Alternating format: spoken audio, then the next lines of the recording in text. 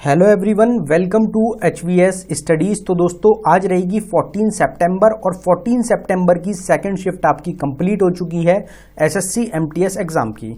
तो आज की सेकंड शिफ्ट में आपके जो भी क्वेश्चन पूछे गए हैं, आज हम उन सभी क्वेश्चंस को फुल डिटेल में कवर करेंगे। ये सभी क्वेश्चंस 100% रियल क्वेश्चंस हैं। जो क्वेश्चंस आज की सेकंड शिफ्ट में पूछे गए हैं उन्हीं क्वेश्चंस को आज हम इस वीडियो में कवर करेंगे। अगर आपको एनालिसिस की वीडियोस की फ्री में PDF चाहिए तो हमारा टेलीग्राम ग्रुप रहेगा, जिसका लिंक आपको डिस्क्रिप्शन में प्रोवाइडेड है। आप डिस्क्रिप्शन में जाके ग्रुप को ज्वाइन कर सकते हैं, वहां पे आपको सारी एनालिसिस की वीडियोस की PDF मिल जाएगी।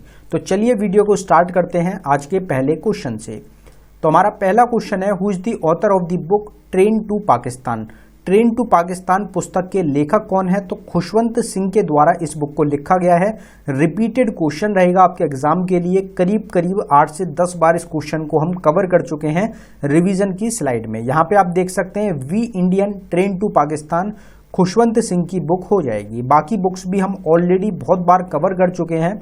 आपको ध्यान होगा freedom behind bar Kiran Bedi की, नेक ट्रायंगल बलवंत गार्गी की, the struggle in my life है नेल्सन मंडेला की, Swami and friends RK Narayan की, a suitable boy Vikram Seth की, a voice for freedom Nayantara Sahgal की, सैटनिक वर्सेस सलमान रुश्दी की, the god of small things Arundhati Roy की, मधुशाला हरिवंश राय बच्चन की बुक हो जाएगी। अगला क्वेश्चन आपसे पूछा गया कि final match of Ranji trophy 2022-23 was organized in which state. तो रणजी ट्रॉफी का अगर आपसे फाइनल पूछा गया था कहां पे आयोजित हुआ था, तो ये ईडन गार्डन कोलकाता में जो आपका गार्डन रहेगा, एक स्पोर्ट्स स्टेडियम रहेगा, वेस्ट बंगाल स्टेट इस क्वेश्चन का आपका करेक्ट आंसर था।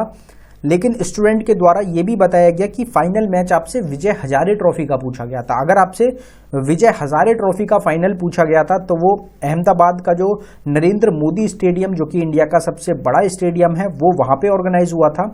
और अगर आपसे रणजी ट्रॉफी का पूछा गया था तो वो आपका ईडन गार्डन वेस्ट बंगाल में हुआ था। तो जो भी आपका क्वेश्चन था उसके हिसाब से आंसर बन जाएगा।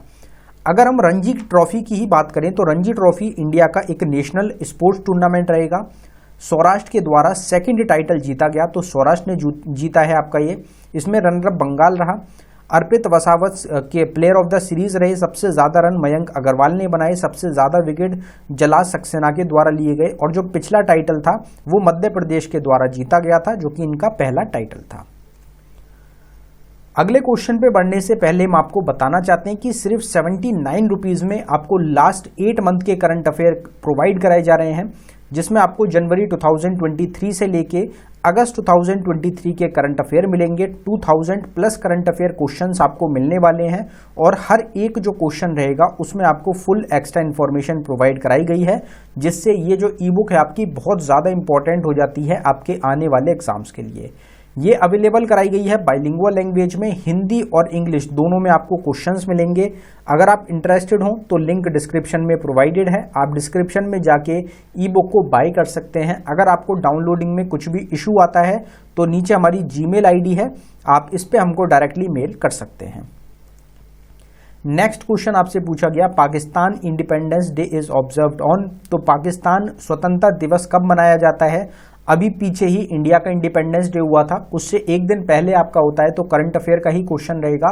आप सबको ध्यान भी होगा, काफी ज्यादा एक आपका चर्चा का विषय भी रहा था, जो यूनाइटेड अरब एमिरेट्स रहेगा, दुबई जो रहेगा, दुबई में जो बुर्ज खलीफा जो कि हाईएस्ट बिल्डिंग है उस पे पाकिस्तान का जो झंडा है वो नहीं शो किया गया था। तो ये काफी ज्यादा न्यूज में भी रहा था। एक दिन पहले की बात रहेगी। तो 14 अगस्त आपका इंडिपेंडेंस डे होता है पाकिस्तान का और इंडिया का होता है 15 अगस्त को।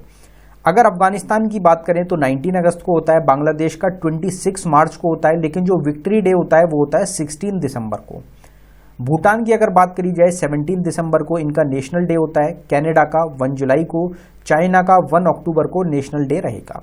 तो ये हमारी कुछ नेबरिंग कंट्री के भी रिलेटेड आपके डेज हो जाएंगे।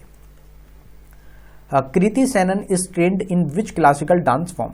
तो कृति सेनन जो कि बॉलीवुड एक्ट्रेस रहेंगी, ये कौन से शास्त्रीय नृत्य में आपकी महारत है इनको? तो कथक इसमें आपका करेक्ट आंसर हो जाएगा। 8 इयर्स की एज से कृति सेनन जो है वो ट्रेनिंग ले रही हैं कथक डांस स्टाइल में।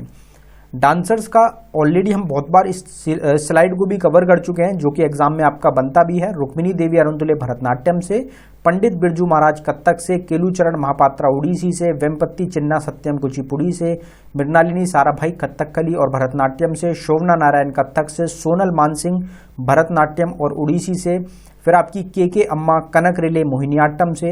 ये सब आपके बहुत इंपॉर्टेंट क्वेश्चंस हैं जो एग्जाम्स में ऑलरेडी बहुत बार पूछे जा चुके हैं और अभी तक लास्ट शिफ्ट तक आपके एग्जाम में क्वेश्चन बन रहे हैं। नेक्स्ट क्वेश्चन आपसे पूछा गया, Aman Sehrawat wins first ever gold for India in world wrestling championship in which category. तो अमन शेरावत ने भारत को स्वर्ण पदक दिलाया है, तो वो कौन सी कैटेगरी में? तो इसमें अंडर 23 आपको ऑप्शन में मिला था, U23 जो आपका अंडर 23 वर्ल्ड रेसलिंग चैंपियनशिप हुई है उसमें दिलाया गया। अगर हम वेट कैटेगरी में बात करें तो मेंस 75 kg कैटेगरी में इन्होंने गोल्ड मेडल दिलाया है।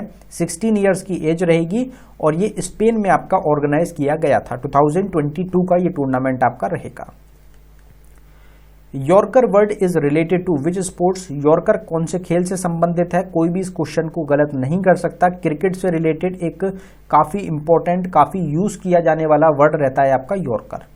Which is the southern most Himalayan range. तो भारत की जो दक्षिणी हिमालयन पर्वतमाला है वो आपकी कौन सी है? तो वो आपकी रहेगी शिवालिक। शिवालिक जो है करीब आपकी 2500 किलोमीटर का एरिया कवर करती है, 40 किलोमीटर विड्थ रहती है इसकी। अब यहाँ पे स्पोर्ट्स टर्म की बात करी गई है तो बास्केटबॉल से रिलेटेड है आपका free throw, common foul, underhead, technical foul, overhead. Baseball से रिलेटेड है pinching, home run, base run, perfect game, strike, put out, ETC. Badminton से रिलेटेड है shuttlecock, double fault, forehead, backhead, hit, net, love, etc.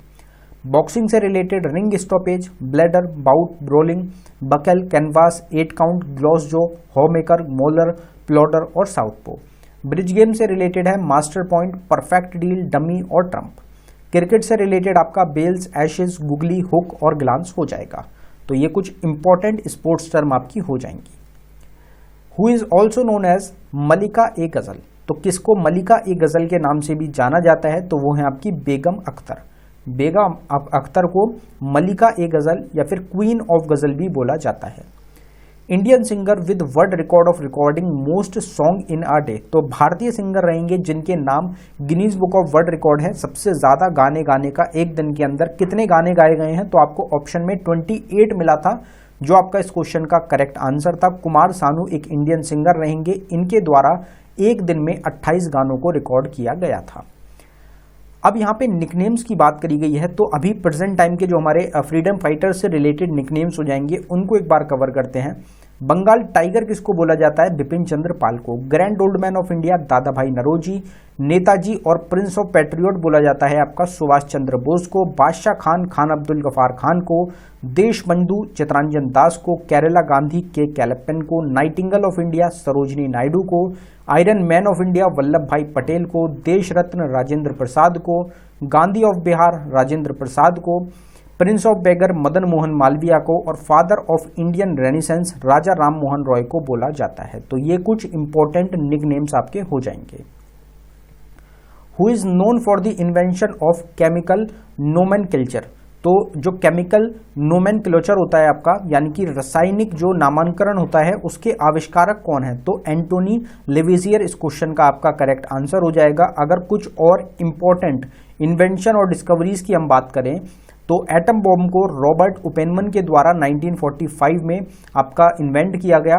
Bifocal lens को Benjamin Franklin के द्वारा 1779 में। Blood group को Karl land Steiner के द्वारा। Circulation of blood को विलियम हार्वे के द्वारा 1628 में। डायनामाइट को एल्फ्रेड नोबल के द्वारा 1867 में।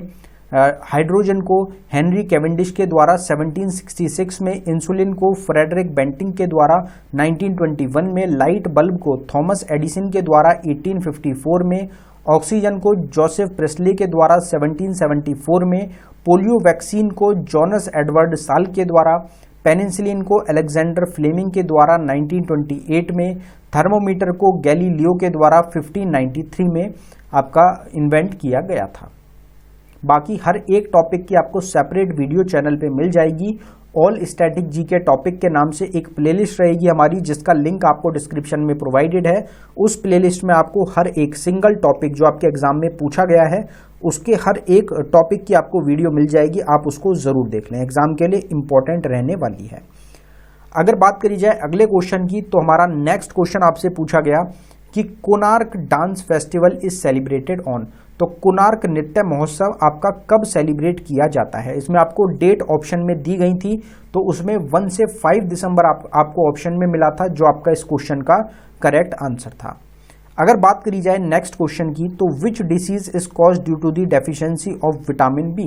विटामिन बी की कमी से कौन सा रोग होता है? तो बेरी इसमें आपका क्वेश्चन का करेक्ट आंसर था। अगर हम बात करें जो विटामिन रहेंगे उनसे बाकी विटामिन से और कौन कौन सी शिफ्ट होती हैं, तो वाटर सॉल्युबल विटामिन होते हैं आपके विटामिन बी और vitamin C. Fat soluble vitamin, vitamin कीड़ा रहेगा, vitamin K, vitamin E, vitamin D, vitamin A. Vitamin A को रेटिनॉल के नाम से भी जाना जाता है, जिसकी कमी से नाइट ब्लाइंडनेस होती है। विटामिन बी1 को थाइमीन, जिसकी कमी से बेरी डिसीज होती है। विटामिन बी2 को राइबोफ्लेविन, जिसकी कमी से ग्रोथ और बैड स्किन होती है। विटामिन बी12 को साइनोकोबालिन, जिसकी कमी से अनीमिया होता है। विटामिन सी को एस्कॉर्बिक एसिड, जिसकी कमी से स्कर्वी रहेगी। विटामिन डी को कैल्सीफेरॉल, जिसकी कमी से रिकेट्स डिसीज होती है। विटामिन के को फाइलोक्विनिन, जिसकी कमी से excessive bleeding due to injury की परेशानी आपकी होती है। तो ये कुछ इंपॉर्टेंट हमारे विटामिन से रिलेटेड क्वेश्चंस रहेंगे जो आपके एग्जाम्स में अक्सर देखने को मिलते हैं। नेक्स्ट क्वेश्चन की तरफ बढ़ते हैं। Which act was launched in 1919। 1999 में कौन सा अधिनियम आया? तो रॉलेट एक्ट आपका लाया गया था 1919 में। हम आपको पिछली शिफ्ट में हमने कवर किया था। 3 चीजें आपको एक साथ याद रखने को कहते हैं हम 1919 से, तो वो था आपका रॉलेट एक्ट, जलियांवाला बाग मैसकर और खिलाफत मूवमेंट। ये तीनों आपके कब हुए? 1919 में।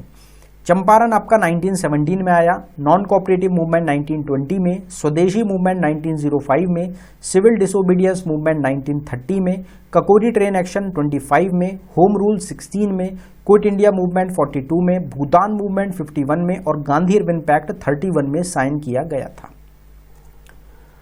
दयानंद सरस्वती एस्टैब्लिश्ड विच समाज फॉर यंगस्टर। तो दयानंद सरस्वती के द्वारा कौन से समाज की स्थापना करी गई? कितनी बार हमारा क्वेश्चन कवर किया गया क्वेश्चन है, आर्य समाज इस क्वेश्चन का करेक्ट आंसर है।